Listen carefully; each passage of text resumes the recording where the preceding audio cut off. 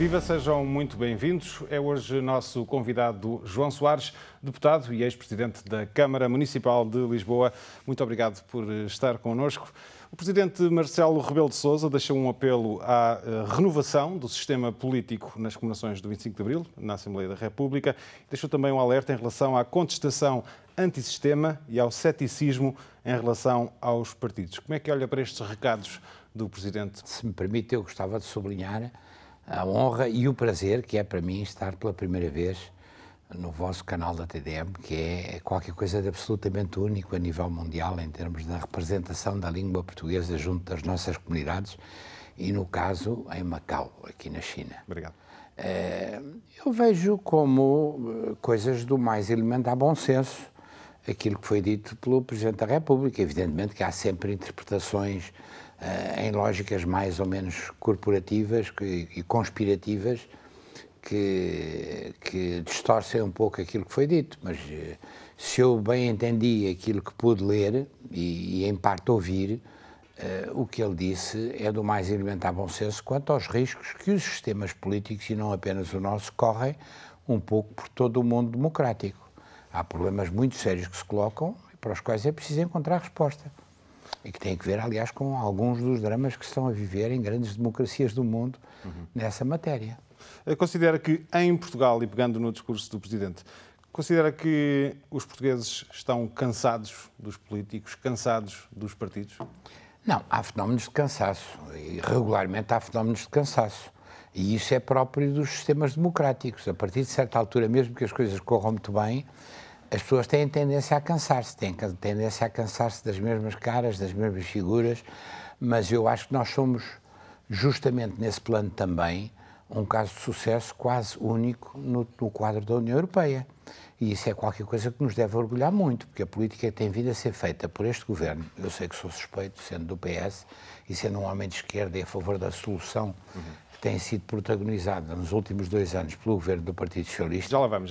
Mas eu acho que nós estamos a fazer política de uma outra maneira também, sob muitos destes aspectos, e representamos uma luz de esperança no quadro da União Europeia, o que é um papel extremamente importante. À luz deste apelo do Presidente Marcelo Rebelo de Sousa, de renovação do sistema político, como é que se pode renovar um sistema político como o português?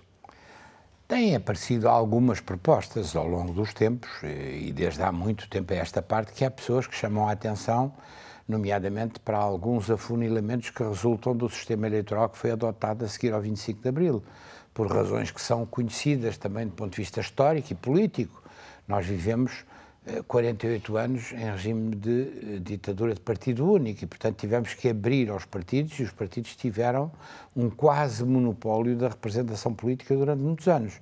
Hoje já há a possibilidade de avançar com candidaturas independentes, nomeadamente ao nível das autarquias locais, e elas têm feito o seu caminho, mas ainda há uma presença talvez excessivamente expressiva dos partidos políticos. Talvez possa encontrar, quanto a essa matéria, fórmulas de atenuar aquilo que, sob muitos aspectos, às vezes é uma redução da representação nacional.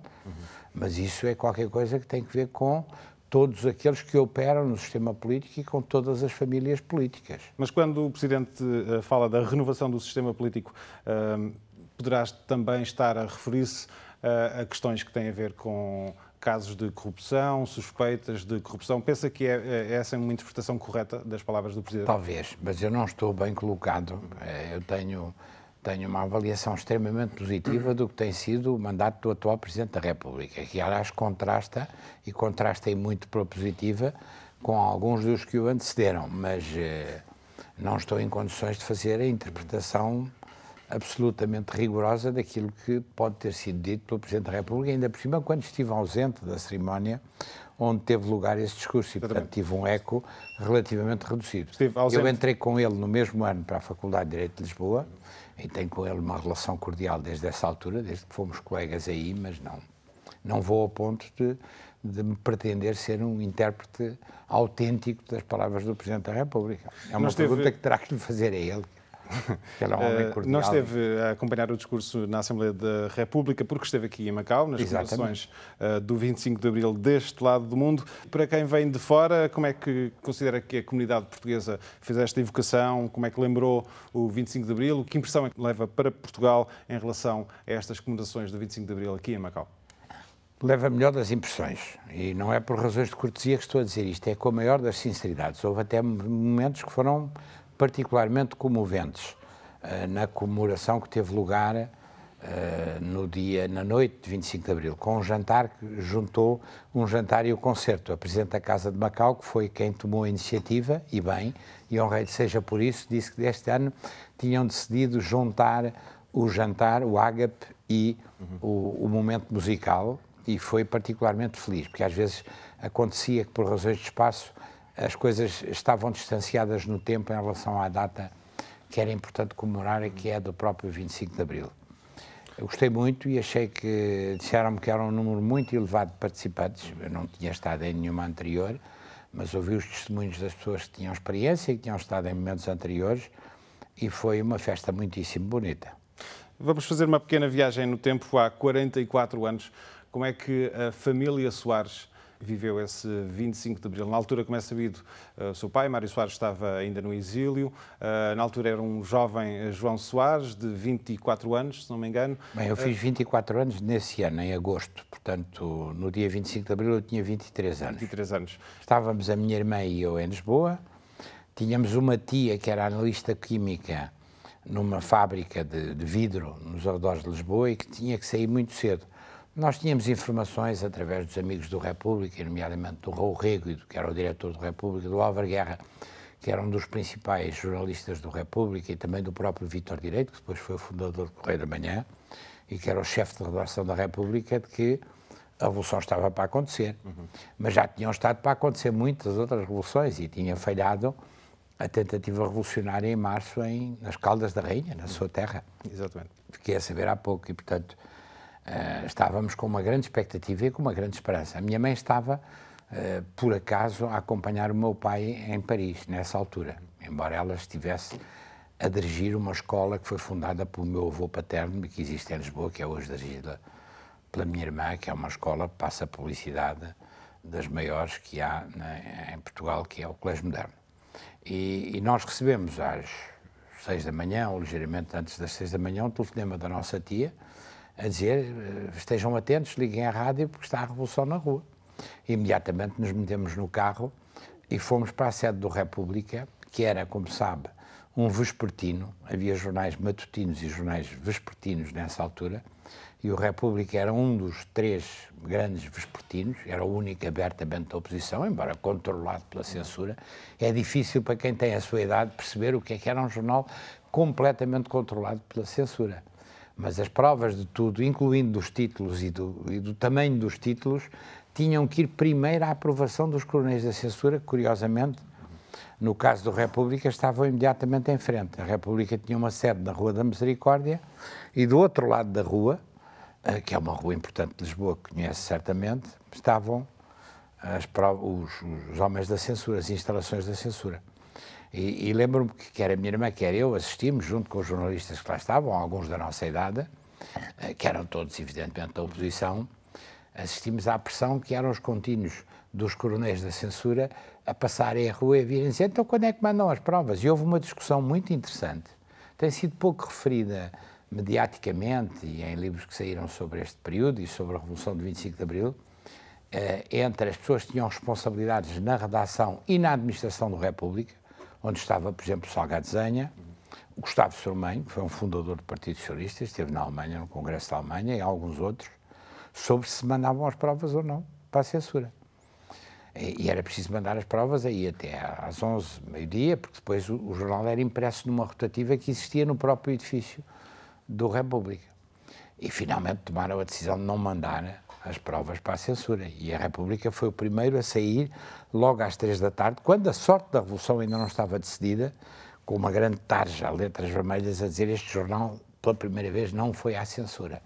E, evidentemente, e eu depois, graças a isso, com um primo meu que morreu, que foi secretário de Estado das Pescas e das Comunidades, que é também fundador do Partido Socialista, que é o Pedro Coelho, levámos o primeiro braçado de repúblicas para o Largo do Carmo, onde estavam as forças do Salgueiro Maia, e tivemos o privilégio de conhecer o Salgueiro Maia nessa tarde e nesse momento absolutamente histórico, porque levávamos justamente os repúblicas e, portanto, eles deixaram-nos, os soldados deixaram-nos passar, porque isso era uma credencial de oposição à ditadura. Aliás, o pode ter Pedro mesmo Coelho... reforçado a convicção dos militares que estavam a fazer o golpe, isso não é? não direi tanto, mas pode ter ajudado. Mas o Maia, aliás, eu lembro bem que eu conheci-o, não sabia quem ele era e só fiquei a saber nessa altura.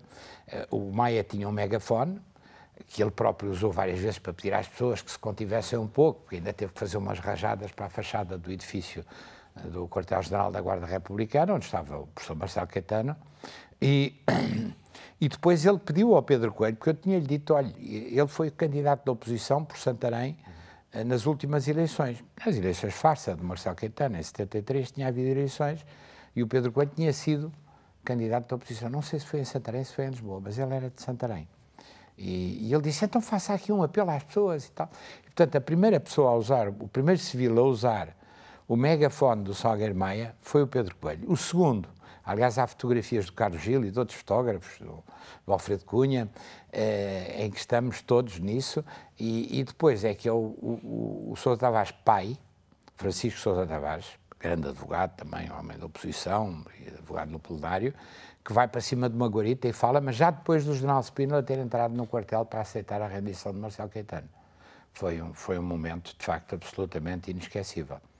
Eu lembro-me que nós dissemos ao Maia, já agora para terminar, este pormenor que é interessante, quer o Pedro Coelho, quer eu, porque estávamos obcecados com a ideia da PIDE. Tínhamos passado ali ao pé da António Maria Cardoso e a PIDE tinha ali um esquema de proteção com tipos à civil, mas já eles um bocado assustados, mas a tentar intimidar com medo que alguém fosse lá à sede, como acabou por ir. Foi o único sítio onde houve mortes. Exatamente. Nós dissemos ao Maia, vão à PIDE, vão à PIDE. Ele disse, estejam calmos, já lá vamos, não se preocupe, já tratamos disso, primeiro temos que tratar disto aqui. Era uma tranquilidade e uma simplicidade que ainda hoje me tocam e me comovem. No seu dia-a-dia, na sua vida, na forma como vê o mundo e interage com ele, qual é que acha que foi a influência mais forte, mais determinante, mais presente de Mário Soares na sua vida? Bem, como imagina, ter sido filho de uma pessoa como o meu pai, e já agora, se me permite, também como a minha mãe. Porque a minha mãe foi sempre uma mulher apaixonada pelo seu marido e que viveu essa relação amorosa, conjugal com o meu pai, desde que se casaram no ano em que eu nasci. Eles casaram-se, aliás, com o meu pai na cadeia, em 1949, em fevereiro. Eu nasci em agosto e a minha mãe viveu sempre uma relação de profunda ternura com o seu marido, mas nunca foi, e isso é importante sublinhar, quando as questões da igualdade de género se discutem com tanta vivacidade nas sociedades contemporâneas, que ela conseguiu sempre existir para além do facto de ter sido a mulher de uma personalidade com importância em termos de imagem e importância real que teve o meu pai. Portanto, foi qualquer coisa de... E quer a minha mãe, quer o meu pai, marcaram-nos muito, a minha irmã e a mim, e o meu avô paterno. Se tivesse que destacar um traço herdado de cada um deles, qual é que seria? Bem, se me pedisse uma das qualidades que eu gostava de ter herdado do meu pai, e que passa em modéstia, acho que numa escala muito mais reduzida herdei, é o facto de não ter medo e a coragem. Isso acho que não tenho provado ao longo da vida, nada que se compare com... Mas o meu pai foi sempre um homem extremamente corajoso, e a minha mãe também. Devo dizer-lhe, aliás, que o meu avô paterno, o pai do meu pai, também tinha essas qualidades, e, portanto, digamos que no nosso código genético estava isso. E já agora, se me está a puxar por aí, também gostava de que o código genético me permitisse viver o que eles viveram ambos, porque ambos morreram com 92 anos, e a minha mãe também. Agora, também lhe digo, no plano político da afirmação, se me permite também, só me trouxe sempre inconvenientes ser filho de Mário Soares. Foi para mim sempre um orgulho e uma honra imensa. Mas, ao mesmo tempo, também me limitou muito. Porque já disse que o prejudicou imenso. Imenso, assim? Imenso, do ponto de vista daquilo que as pessoas concebem normalmente como uma carreira. Eu abomino a expressão carreira. A política, para mim, resulta de convicções. Isso é qualquer coisa que herdei deles também, deles os três, avô e pai e mãe. mas do ponto de vista político limitou-me sempre imenso. Mas não devia ter sido ao contrário? Mas eu nunca quis nem viver à sombra, nem contra. Primeiro, contra não podia ter vivido, porque do ponto de vista ideológico nunca tive grandes divergências com o meu pai. Pelo contrário, identifiquei-me sempre com os valores que eles defendiam. E do ponto de vista da afirmação política, isso aí tive muitas limitações. Mas prejudicou nunca tive responsabilidade nenhuma. Prejudicou em que sentido? Não, nunca pude, nem quis, por imposição própria, por autolimitação, nunca quis ser candidato a coisa nenhuma, nem dentro nem fora do partido, enquanto meu pai foi líder do partido. Porque achei que tinha que estabelecer, é um problema daquilo a que ele chamava, e eu chamo também, e chamamos muitos outros, da ética republicana, se quiser. Tem uma carreira como deputado, passou por várias legislaturas, foi Presidente da Câmara de Lisboa e integrou inclusivamente este governo, foi Ministro da Cultura durante alguns meses, 5 meses, saiu na sequência da polémica da bufetada, digamos assim, foi assim que ficou conhecida, bufetadas que prometeu dar, metaforicamente ou não, a 2 colunistas do Jornal Público. É um sinal dos tempos que estamos a viver. Porque eu sou talvez das poucas pessoas no mundo, não apenas na Europa, não conheço nenhum outro caso na Europa, de uma pessoa que sai de um governo com o qual está e continua profundamente solidário, que é o governo atual do Partido Socialista, liderado por António Costa, por via de 3 linhas escritas no Facebook que ninguém leu e que se transformaram numa bola de neve do ponto de vista mediático, nas redes sociais e nos meios de comunicação social. É um caso único. Devo dizer-lhe uma coisa, diverte-me imenso. Sim. Eu, aliás, costumo dizer, sobretudo nas muitas coisas do Partido Socialista para que sou convidado, que por fidelidade à memória do meu avô, que me marcou muito, tanto ou mais que o meu próprio pai, que tinha sido ministro da Primeira República e tinha estado 5 meses e meio num governo, o que na Primeira República era um recorde, porque os governos às vezes duravam 1 semana, 2 semanas, 1 mês, 2 meses, 5 meses, era uma coisa imensa, e eu quis respeitar esse tempo que o meu avô, que aliás me deu o nome, porque o meu pai pôs-me o nome do seu próprio pai, tinha estado no Governo da República e, portanto, respeitei esse critério, não passei os 5 meses. Mas estou profundamente solidário com o Governo e com a fórmula política, porque acho que isso é profundamente inovador, não apenas em Portugal, mas também no quadro europeu. Mas já lá vamos. Em relação a este caso, eu não queria estar a remexer no caso, porque é conhecido, já tem 2 anos, o que lhe perguntava era se arrependeu da reação que teve no Facebook e das consequências que acabou por ter. Eu não lhe faço um teste elementar, mas você não leu seguramente as 3 linhas que eu escrevi. Ninguém leu. Na preparação desta entrevista ali? Não, talvez tenha lido, mas eu vou dizer uma coisa. Aquilo nem sequer era um texto original. Era a repetição de um texto que eu tinha escrito num jornal de Lisboa, quando era presidente da Câmara Municipal de Lisboa e quando tinha sido acusado pelo mesmo comentador televisivo e jornalístico das mesmas coisas de que me estava a acusar injustamente, compadrio, nepotismo e coisas desse tipo. Não tem nada a ver comigo. E, portanto, eu aqui há uns anos disse isto, talvez seja a altura de cumprir uma promessa que fiz e que não cumpri.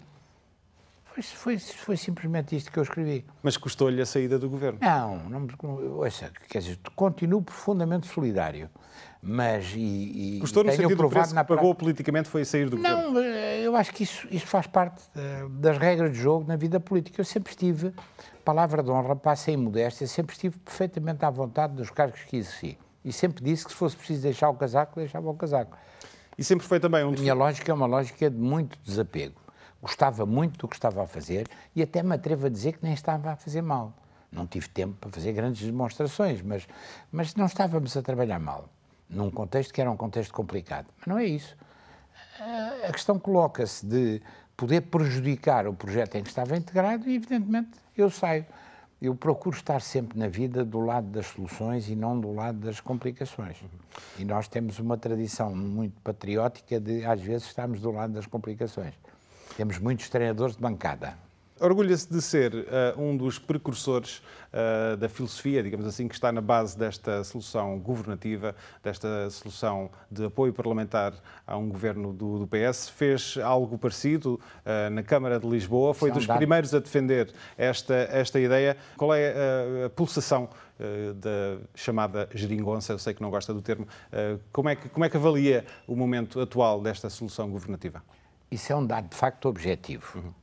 A primeira vez que se fez um entendimento à esquerda para conquistar à direita uma grande Câmara, a maior Câmara do país, que é a Câmara Municipal de Lisboa, foi em resultado de uma estratégia que eu durante muito tempo defendi sozinho, primeiro sob a liderança do Vítor Constâncio, que se foi embora em parte por causa da questão da candidatura à Câmara Municipal de Lisboa, e depois sob a liderança de Jorge Sampaio, que no limite assumiu para ele a responsabilidade da candidatura, embora levando-me como número 2 do PS numa coligação que foi feita com todos os partidos de esquerda, mas que, ao princípio, ele próprio não queria estabelecer esse entendimento à esquerda. Foi a primeira vez que esse entendimento se fez. Foi para conquistar Lisboa em 1989. E esse foi qualquer coisa de precursor do ponto de vista político, que configura uma solução da mesma natureza do que aquela que se encontrou agora aqui. E lembro-me também, na primeira reunião da Comissão Política, depois das últimas eleições legislativas, eu pedi a palavra logo a seguir ao António Costa e disse: não é a altura para estar a fazer avaliações em termos de saber se isto foi uma vitória pouquinha ou se foi uma derrota pouquinha. É a altura para fazer uma construção à esquerda de uma solução que nos permita governar o país e servir os interesses dos portugueses e de Portugal, e foi isso que se fez. Esta solução governativa já teve tempos mais calmos. Os partidos que apoiam este governo na Assembleia dizem que António Costa e Mário Centeno estão a valorizar mais a redução do déficit do que o reforço e a aposta nos serviços públicos, em causa a questão da meta de 0,7% de déficit, que é mais ambiciosa do que as exigências de Bruxelas. Como é que olha para esta questão e para estas críticas dos parceiros do governo? Vamos lá ver, isso são percalços que têm que ver com a natureza da solução que se encontrou e com o aproximar de atos eleitorais, que eu acho que não vão, sinceramente, sem pecar por excesso de otimismo, não vão pôr em causa os méritos desta solução, que são absolutamente óbvios. E são absolutamente óbvios para todos os partidos que a integram, isto é, para o Partido Socialista, que lidera o governo, mas também para o Bloco de Esquerda, para o PCP e para os Verdes. Isso, para mim, é qualquer coisa de absolutamente óbvio. E não me parece possível que alguém à esquerda possa defender que voltemos a avançar para soluções que permitam à direita governar quando há uma maioria de esquerda, ou pode haver uma maioria de esquerda no Parlamento que resulte da soma da representação de cada um dos grupos parlamentares à esquerda. Isso parece-me completamente inaceitável.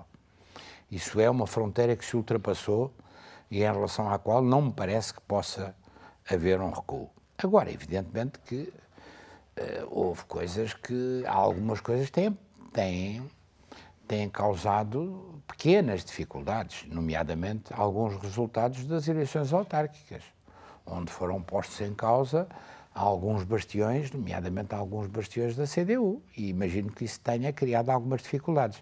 Mas eu tenho, da minha experiência de relacionamento com o Partido Comunista no quadro dessa coligação que governou Lisboa durante 12 anos, primeiro sob a liderança de Jorge Sampaio, depois sob a minha liderança nos últimos 7 anos, eu tenho uma belíssima experiência de trabalho com o Partido Comunista Português, que é um partido que honra os seus compromissos. E é um partido que honra a sua palavra, e tenho a certeza que não haverá nessa matéria dificuldades. E mais, você estava a levantar a questão do Mário Centeno, não há nenhum português que possa, com um mínimo de bom senso e de inteligência e de informação, deixar de reconhecer o mérito da solução do governo liderado por António Costa e do papel que muito em particular Mário Centeno tem tido.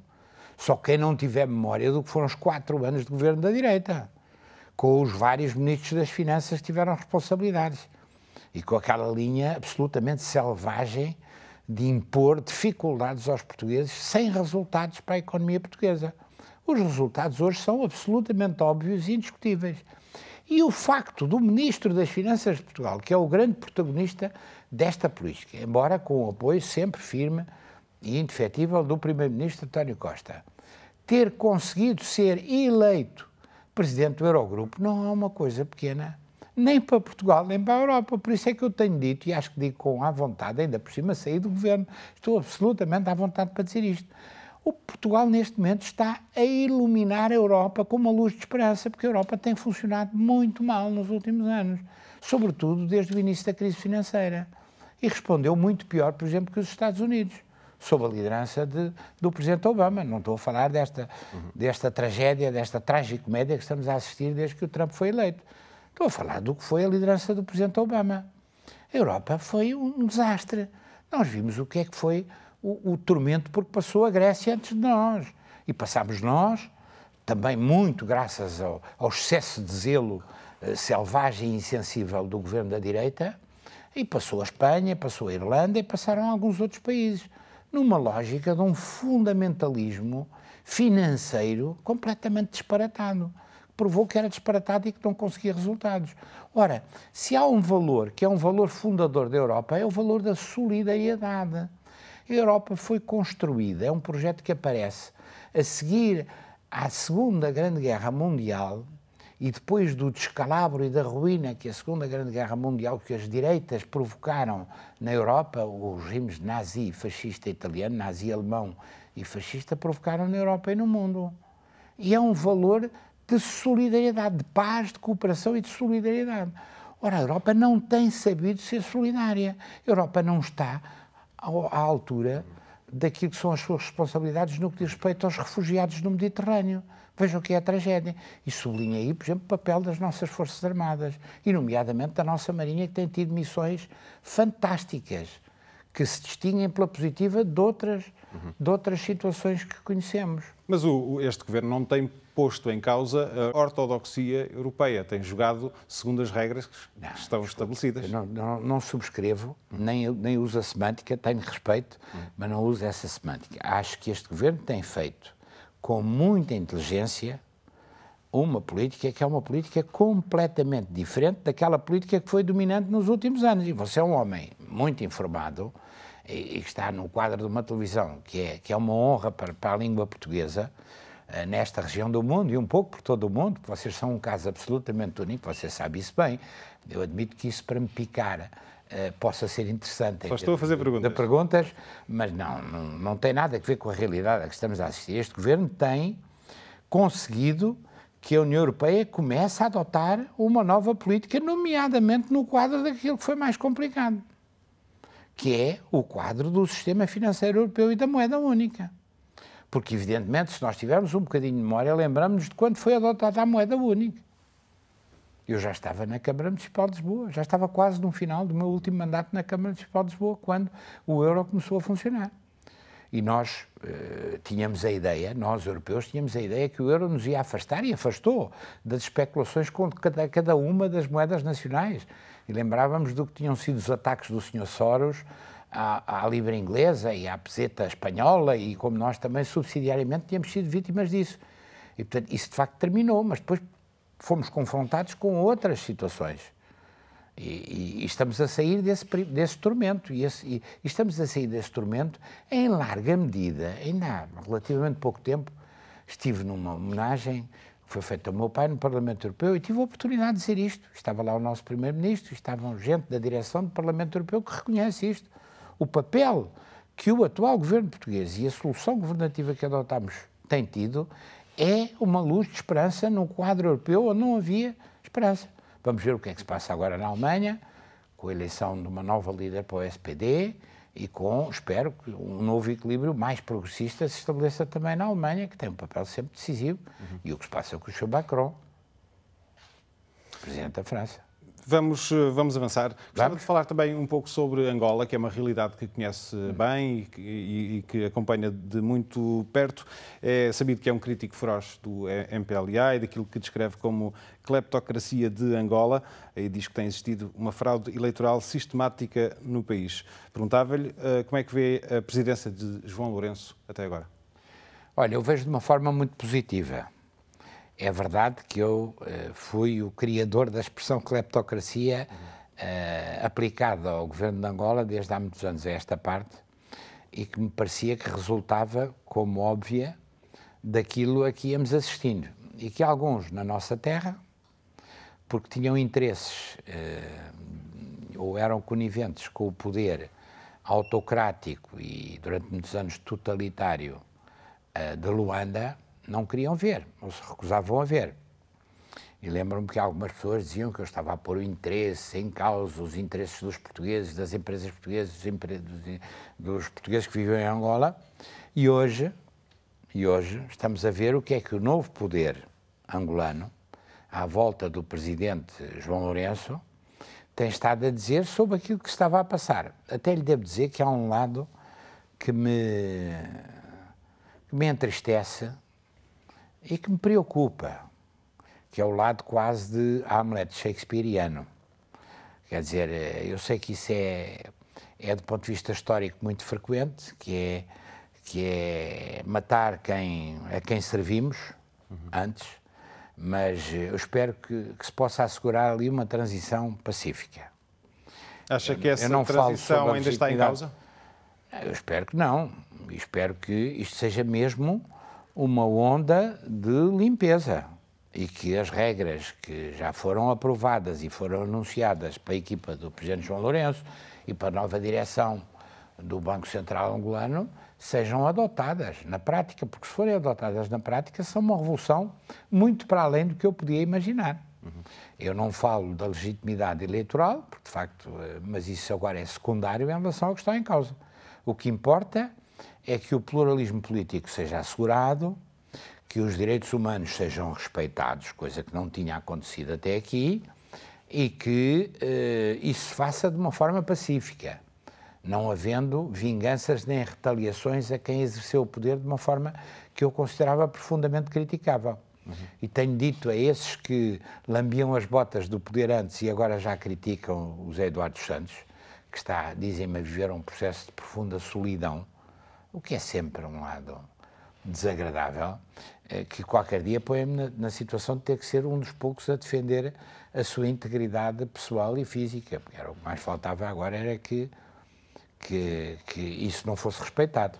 É um histórico apoiante da UNITA, aliás... Não, eu não sou eu tenho muitos amigos na UNITA, tenho muitos amigos no MPLA, tenho um profundo respeito pela memória de combatente e dirigente político do Jonas Savimbi, contra quem se dizem sempre as piores coisas de uma forma profundamente injusta. Claro que o Savimbi fez erros, e fez alguns erros dramáticos em relação a pessoas que hoje poderiam eventualmente estar vivas, mas foi um dos homens mais corajosos, com mais visão estratégica e com mais desapego no plano material.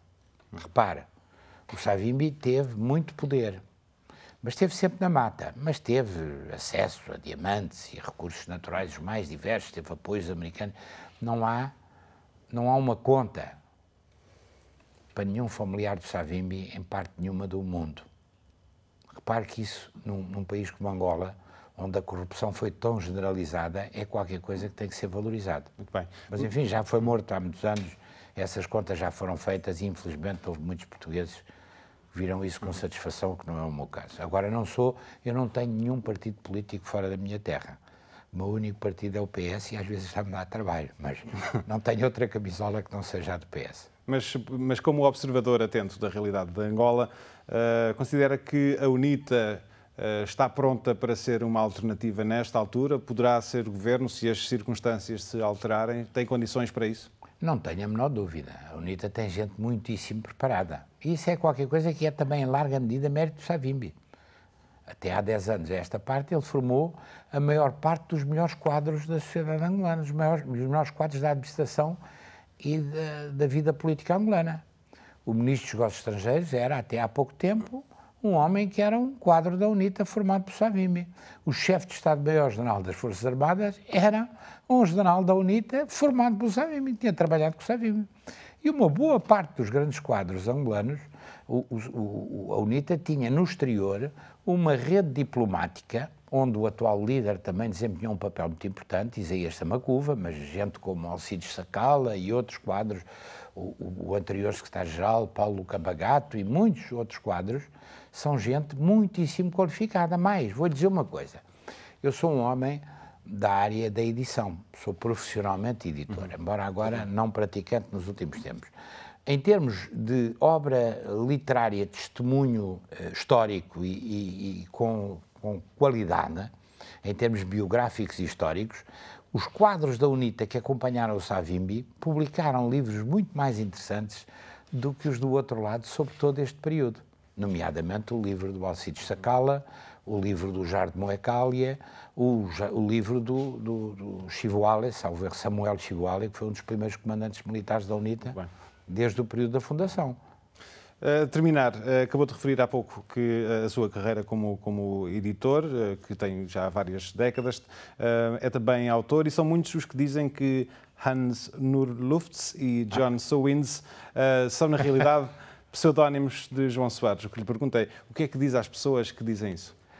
Digo aquela resposta tradicional dos políticos, que é uma resposta que eu nunca dou a questão nenhuma, mas que dou é essa, que é: não confirmo nem desminto. O que eu quero é sublinhar a satisfação com que estou aqui, correspondendo a um convite da Comissão organizadora das comemorações do 25 de Abril e o privilégio com que participei na comemoração do 25 de Abril aqui em Macau, com que vou estar no Clube Militar no sábado, numa conferência sobre o 25 de Abril em que participarei, ao lado de um alferes de Abril que hoje é coronel e que vive em Macau, que é um dos principais responsáveis do Clube Militar, que é uma grande referência de Macau, que é o Manuel Geraldes, que é o homem do Clube Militar, que gera muitíssimo bem o Clube Militar, e a convite do diretor do Tribuna de Macau, meu amigo, por quem tenho uma profunda admiração e por cuja obra, que é o Zé Rocha Diniz,